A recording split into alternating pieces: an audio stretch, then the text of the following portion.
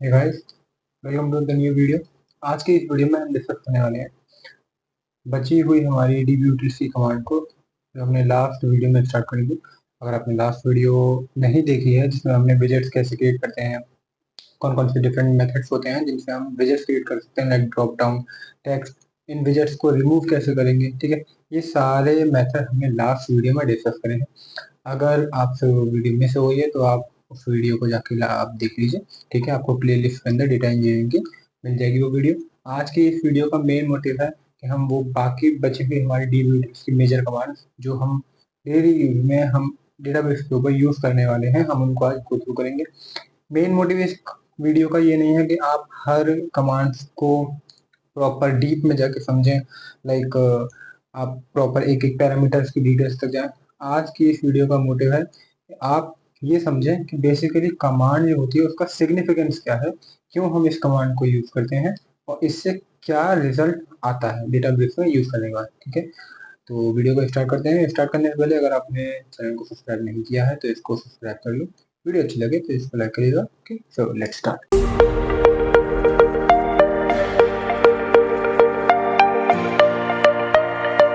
Okay, तो आज की इस वीडियो में हमारी पहली कमांड है dbutils.fs.ls। जैसा कि आप देख पा रहे हैं, ये बेसिकली करते क्या है, आपको पाइथन के अंदर अगर याद होगा हमारे पास एक लाइब्रेरी होती थी ओएस, ठीक है। हम ओएस डॉट वॉक लिख के और फिर उसके बाद एक डायरेक्टरी के अंदर, ठीक है, अगर हमारी कोई डायरेक्टरी है उसके अंदर हम क्या करते थे, जो भी हमारा फोल्डर स्ट्रक्चर फाइल स्ट्रक्चर पूरा पड़ा हुआ है हम उसको लेकर आए थे, ठीक है। फोल्डर स्ट्रक्चर ये हमें मिल जाता था, ठीक। अब चूंकि हम पाइस्पार्क में अभी बात कर रहे हैं, पाइस्पार्क में कैसे मिलेगा, ओएस डॉट वर्क आप या तो आपको इंपोर्ट करनी पड़ेगी, ठीक है, और दूसरी बार डायरेक्टली माउंटेड लोकेशन पर वर्क नहीं करेगी, उसका एक डिफरेंट मेथड है, वो हम आगे डिस्कस करेंगे। अगर आपको पता है तो आप कमेंट सेक्शन में वो मेंशन कर दीजिए, ठीक है। इसके लिए हमें क्या करना होगा, अगर हमारे पास लेट्स से हमारे पास कोई माउंटेड लोकेशन है /mnt/abc, ठीक है, ये वही एक माउंटेड लोकेशन है।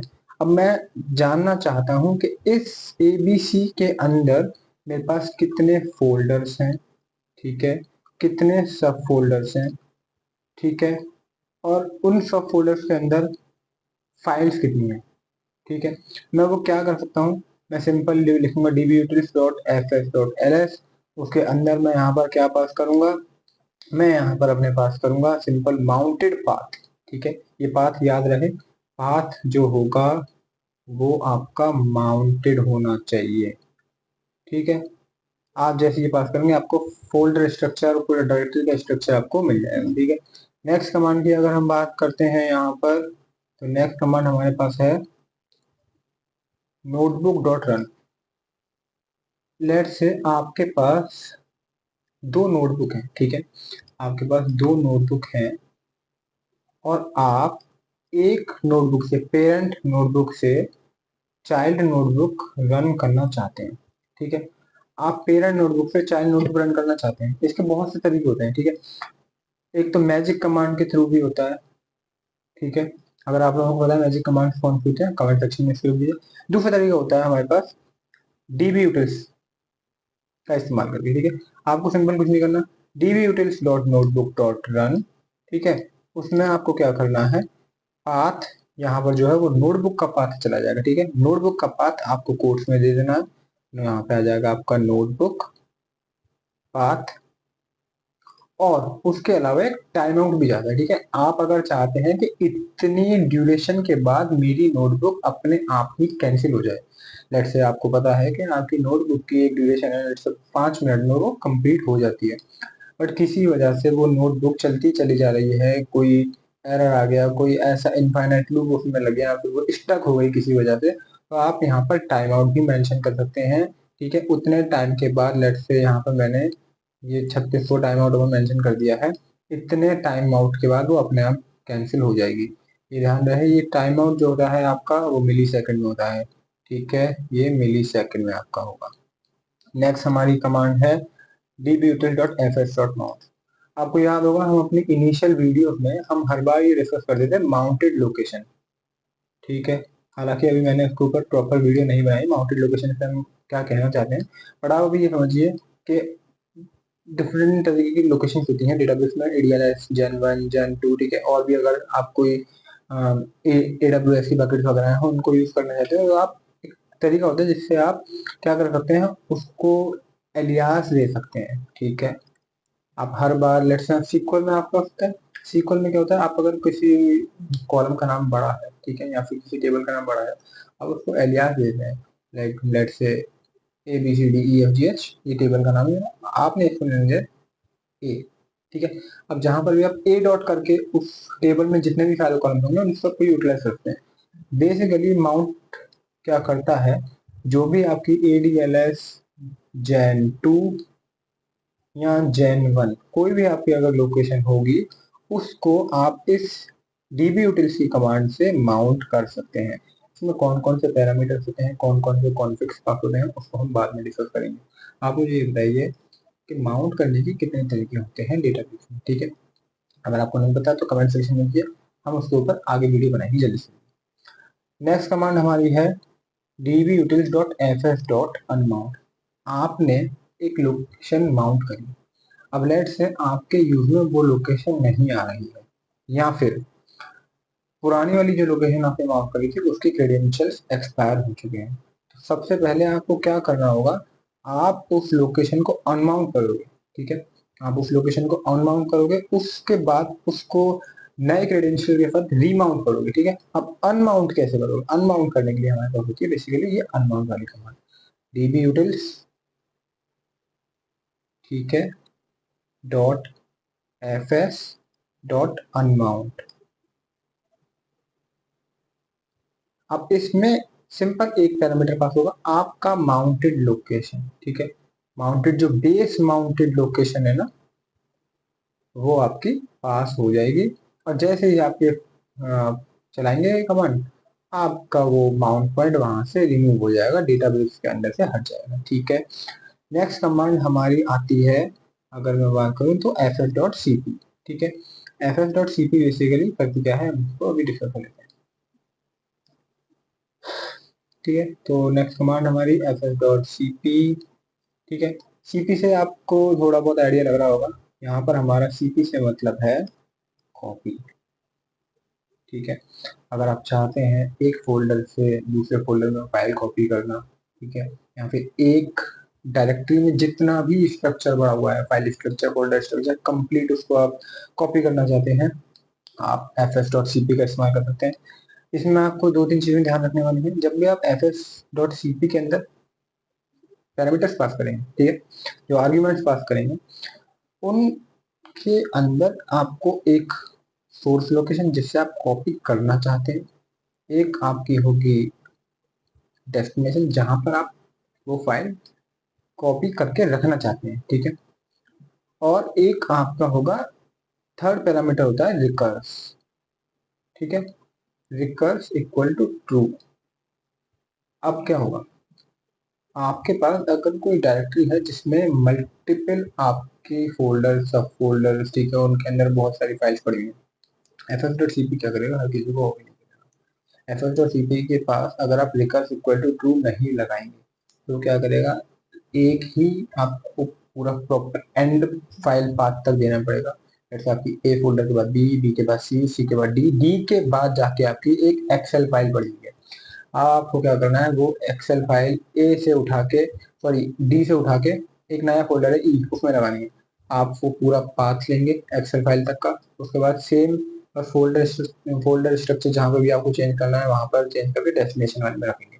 बट अगर आपको सेम फोल्डर स्ट्रक्चर भी मेंटेन करते हुए एक नए माउंटेड लोकेशन पर ये सेम फाइल आपको रखनी है, तब आप क्या करेंगे, तब आप कुछ नहीं करेंगे, रिकर्स इक्वल टू ट्रू लगाएंगे। सेम जैसा आपका folder structure A B C D उसके अंदर फाइल है, वैसा ही फोल्डर स्ट्रक्चर आपका दूसरी माउंटेड लोकेशन पर भी बन जाएगा, ठीक है। ये आपको मैं आशा करता हूँ ये सीपी वाली कमांड क्लियर हुई होगी, और रिकर्स वाला चीज जो है आपकी वो भी क्लियर हुई होगी, ये इंपॉर्टेंट चीज है, ये आपके काम आएंगे। नेक्स्ट है हमारी dbutils.fs.mv, सीपी कॉपी, ठीक है, एमवी से आपको मतलब समझ आ रहा होगा मूव, अगर आपके पास कोई फाइल है या फोल्डर स्ट्रक्चर है या कोई डायरेक्टरी है, आप उसको एक लोकेशन से दूसरी लोकेशन पर मूव करना चाहते हैं, आप एमवी का इस्तेमाल कर सकते हैं। सेम पैरामीटर्स पास होते हैं, source location, destination location and recursible. ठीक है, इस चर्चा का यही खानदान के हैं, कोई इसमें ज़्यादा टेंशन लेने की चीज़ है नहीं। fs.cp, fs.mv। नेक्स्ट हमारी चीज़ है fs.mkdir।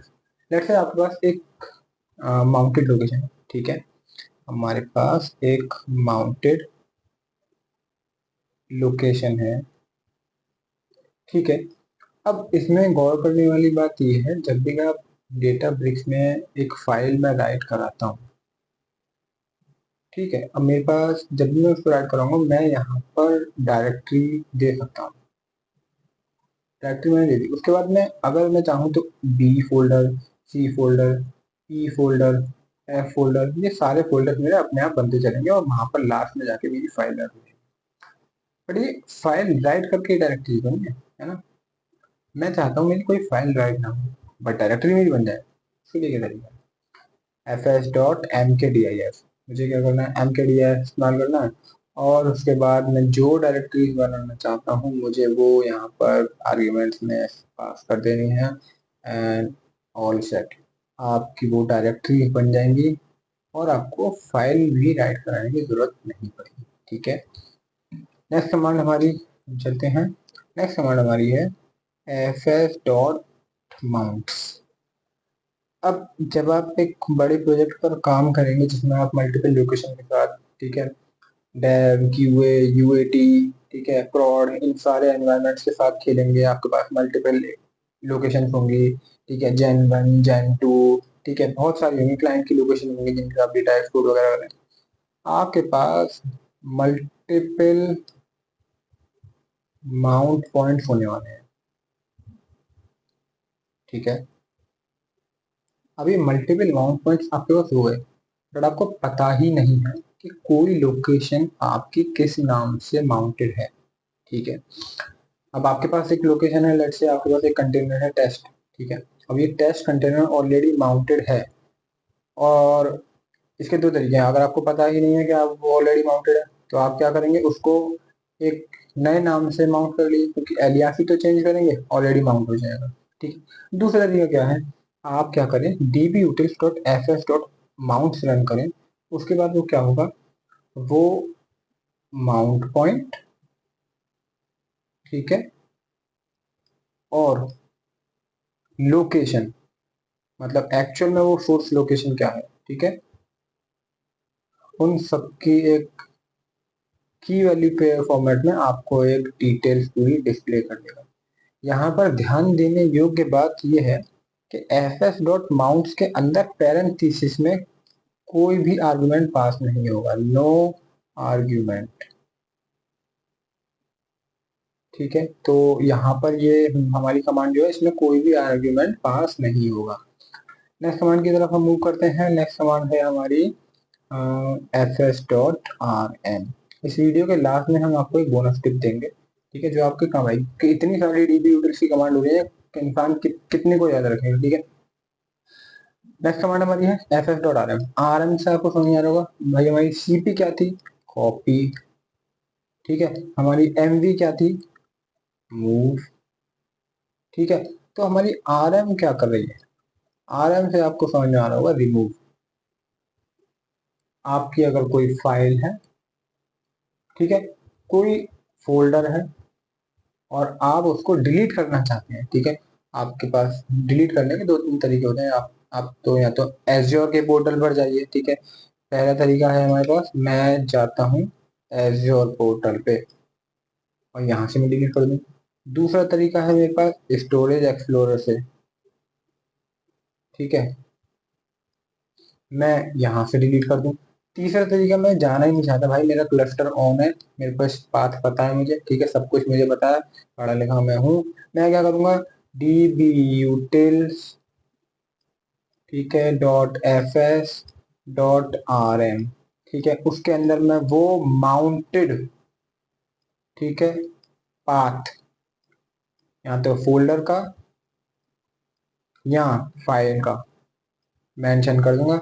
ये अपने आप भाई साहब काम करके आएगा, आपकी फाइल डिलीट हो जाएगी।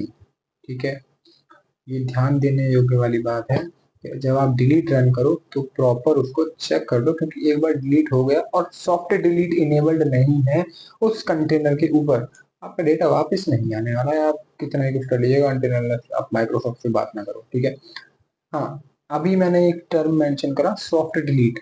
तो सॉफ्ट डिलीट क्या होता है, अगर आप लोगों को पता है तो आप इसको वीडियो में बताओ, कमेंट्स में आप लिख दो। नहीं पता है तो आप कमेंट में हमसे पूछो, हम उसके लिए अलग से प्रॉपर वीडियो बनाने की कोशिश करें। ठीक है, नेक्स्ट हम कमांड के ऊपर मूव करते हैं। हमारे पास है सीक्रेट डॉट गेट। अब सीक्रेट से हमारे पास समझ में आ रहा होगा, जैसे मल्टीपल हमारे पास लेमन टर्म्स में अगर मैं बात करूँ, सीक्रेट होता क्या है। आप दो लोगों से मिले, ठीक है, आप जैसे आपकी कोई बंदी है, ठीक है, आप बंदी से मिले, बंदी ने बोला है कि मैं तुम्हें सीक्रेट बता रही हूँ, किसी से शेयर मत करना। अब उसने जो ये बताया है वो ये है, आपको उसने एक सीक्रेट बताया है, आपको इसे शेयर नहीं करना है। ठीक है, कॉन्फिडेंशियल चीज हो गई है। ठीक है, उसकी कोई पर्सनल चीज है, आप किसी के साथ शेयर नहीं कर सकते। ठीक है, सिमिलरली अगर आपको कोई क्रेडेंशियल्स देता है, ठीक है, ठीक है, आपको किसी ने क्रेडेंशियल्स दे दिए और आप अब नोटबुक के ऑलरेडी मल्टीपल आप जगह इस्तेमाल करने वाले हो और मल्टीपल लोग इस पर काम करेंगे। आप जाएंगे, आपकी जगह दूसरा कोई बंदा आएगा, उसकी जगह कोई और बंदा आएगा। ठीक है, तो बेसिकली ऐसा तो नहीं हो सकता ना कि आप खुले में इन क्रेडेंशियल्स को छोड़ दें, आपकी कीज पड़ी हुई है। ठीक है, ऐसा तो नहीं होने सकता। इसलिए क्या करते हैं, क्रेडेंशियल्स को जनरली सीक्रेट्स के अंदर स्टोर करके रखा जाता है। मतलब सीक्रेट एक आपने बना दिया, उस सीक्रेट के अंदर क्रेडेंशियल्स की वैल्यू होंगी। ठीक है, आप जब भी tbutil.secret.get से उस पर्टिकुलर सीक्रेट को बुलाएंगे तो उस सीक्रेट के अंदर जो वैल्यू पड़ी हुई है, ठीक है, सीक्रेट के अंदर क्रेडेंशियल्स की जो वैल्यू पड़ी हुई होगी वो आपको ये tbutil.secret.get निकाल के देगा। ठीक है, यहाँ पर समझने वाली बात चीज ये है कि आपके पास मल्टीपल चीजें होती हैं, इसमें जो आर्ग्यूमेंट और जो भी पैरामीटर्स पास होंगे वो आप पर डिपेंड करते हैं कि आप किस जगह से क्रेडेंशियल्स या सॉरी सीक्रेट कैप्चर कर रहे हो। ठीक है, जैसे पहला कीवर्ड, ठीक है, दूसरा आपके पास है क्या, स्कोप। डेटाबेस में स्कोप और सीक्रेट भी बनते हैं। ठीक है, वो हम आने वाली वीडियो में कभी डिस्कस करेंगे, स्कोप और सीक्रेट क्या होते हैं, कैसे ये कीवर्ड से हमारे डिफर करते हैं। ठीक है, बेसिकली अभी आप इतना समझो, डिपेंड जो करता है इसके अंदर आर्ग्यूमेंट, वो कहाँ से आप क्रेडेंशियल्स रिसीव कर रहे हो, कीवर्ड से रिसीव कर रहे हो या फिर स्कोप से रिसीव कर रहे हो, उसके ऊपर डिपेंड करता है। ठीक है, आई होप ये सीक्रेट वाली चीज समझ में आई होगी आपके। लास्ट हमारी जो db की कमांड है वही है हमारा एक्चुअल में बोनस। अभी आज हमने 10 db की कमांड समझी और उससे पहले हमने लगभग 5 या 6 कमांड लास्ट वीडियो में समझी थी।